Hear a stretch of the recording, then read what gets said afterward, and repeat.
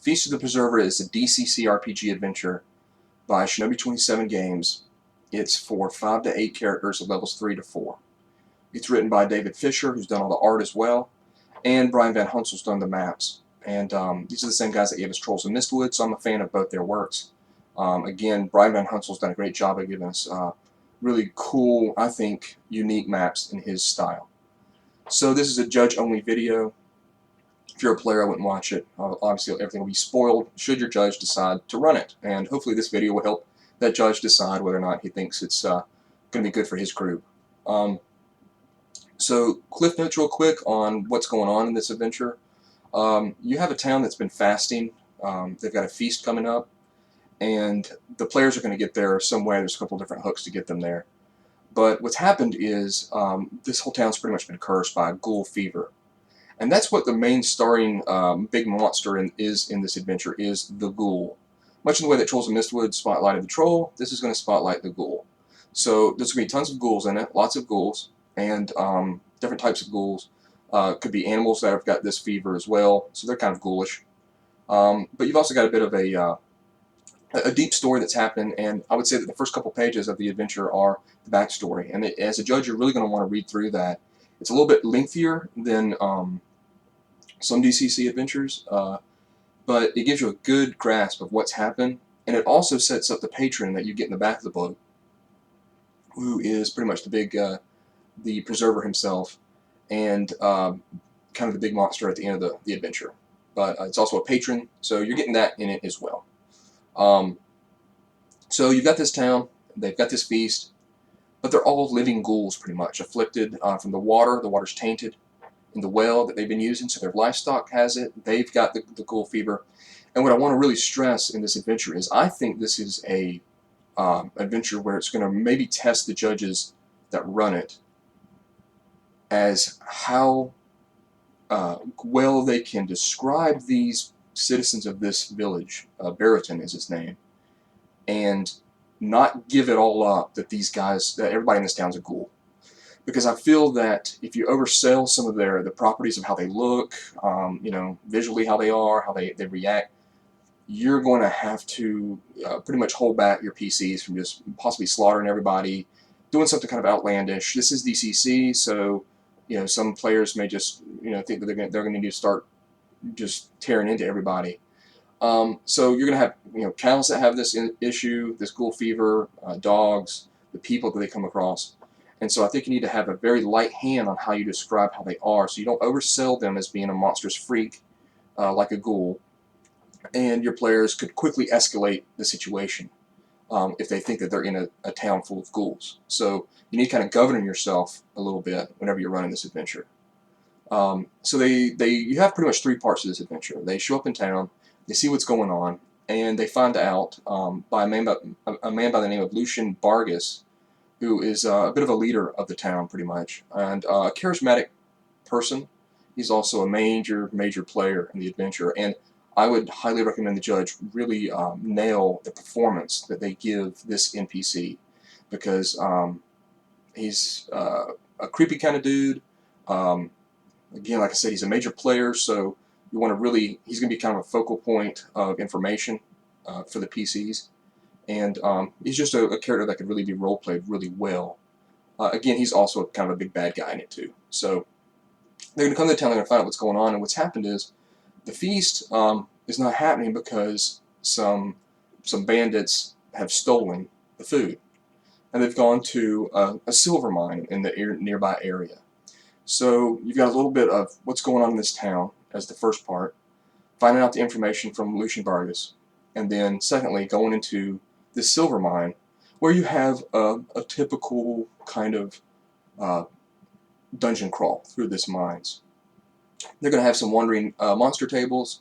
They're going to have a encounter with kind of a unique NPC that they might think doesn't really play into it, but it does give some good kind of feel to the area, as well as just a new NPC again for them to interact with and role play with.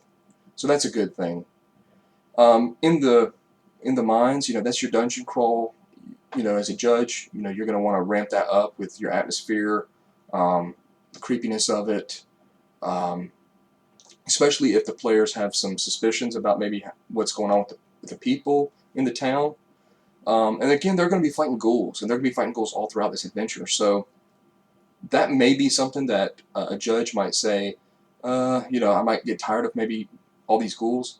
There is some, like I said, there is some random encounters, and there's another creature that they're going to fight coming up in this mine that's going to shake some things up a little bit, and also maybe kind of throw them off, thinking that maybe something else is going on when it's really not.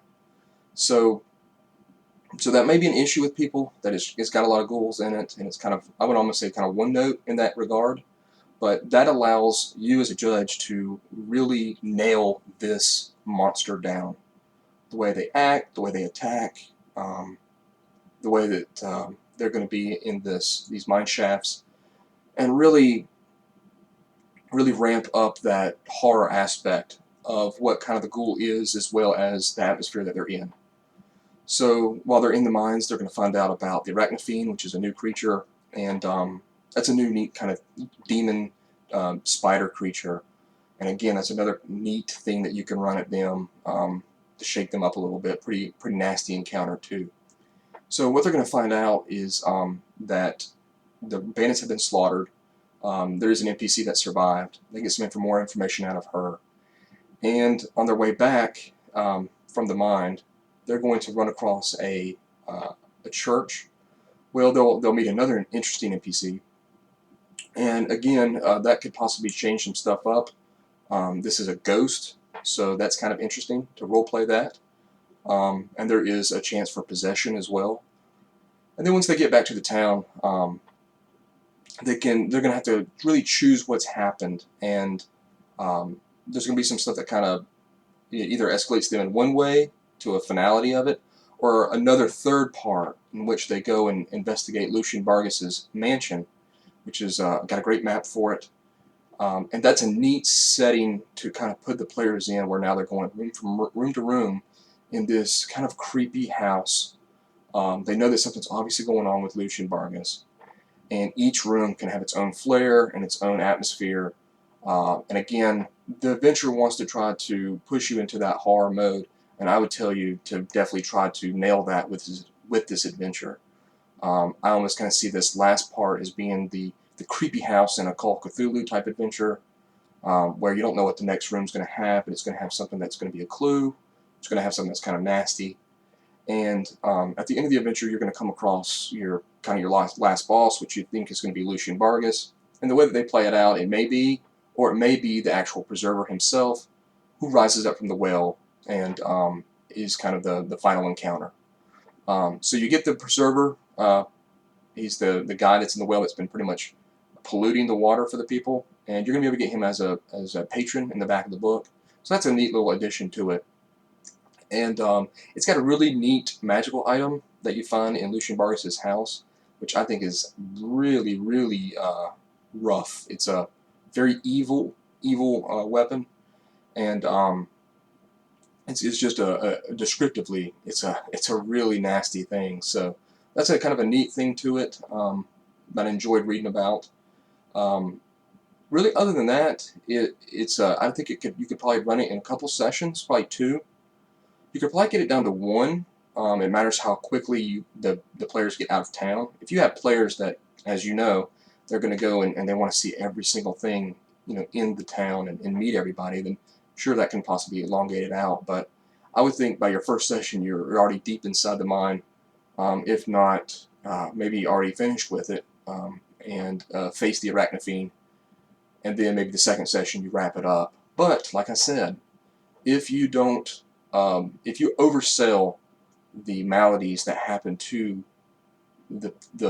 that's happened to the citizens here in this town, you could really have some PCs and players really question what's going on. And if they figure out early, they could really just all of a sudden start ransacking the actual story. If they get real hacky with what they, in order to get over stuff, or if somebody they come across somebody they think is a ghoul, they may just cut them down. And so you're going to have to adjust to that accordingly. It's got a good happy ending if they do it correctly, and it's got a lot of again, it's a strong role-playing game, role-playing adventure which you may not see in some other modules, where you're going to be interacting with some people, and it's going to give you the opportunity to really ramp up their personalities. The Ghost, Lucian, the Preserver is also very unique as well. And they can also be afflicted by the ghoul fever too, which might throw a little wrench in the players, and be a dangerous force for them as well, if they start showing the signs of the ghoul fever, or something else that might happen to them if they drink out of the well. So obviously these ghouls have been killing people and eating them. They're living ghouls pretty much. They're not completely full ghouls, so that's where you're going to have to keep that steady hand at describing them. Because I'm just afraid that many people play this adventure, oversell how they look, and then players will just start killing people. We all know how kind of players do for things, and try to avoid that as much as possible so that they can actually get through it and learn a little bit about the story. And some of the NPCs are going to be probably in other adventures from Shinobi 27 Games, and it's a good read. It's a fun. It's a different type of adventure because you get that horror aspect, I feel, in it, especially in the mine where you really want to ramp up the noises, the darkness, scaring shadows and stuff like that, and then ghoul attacks and out of the darkness. So it's going to be kind of exciting, I think. And then the Arachnid Fiend, they're going to think it's just some big, nasty, huge boss, and possibly the end of the adventure when it's really not. That's really it. I think it's going to be a fun adventure for anybody that likes ghouls. Obviously, like I said, if there's any one criticism I would have of it, is that someone could possibly say that it's just got too many ghouls in it because it's a town of ghouls. So I mean, that's what you're going to have. It's both focused around it, so they're going to be prominent in it. But that's going to be up to you as the judge to make that creepy, the horror aspect, and really leap out at your characters when that combat happens, with the nasty things that ghouls do. So paralyzing characters and stuff obviously is going to be a big issue in it. So take note of that, of course. And other than that, I think it's a good adventure for judges that want to test out how they do maybe some stronger NPC interactions with Lucian and the Ghost, and kind of a neat little horror dungeon crawl. So that's Feast of the Preserver, and I look forward to more of David's adventures, and I know that there's another one coming, a sequel to Trolls of Mistwood, which I'm anxious to read about. So look for Feast of the Preserver, and if ghouls and horror is your thing in DCC, check it out.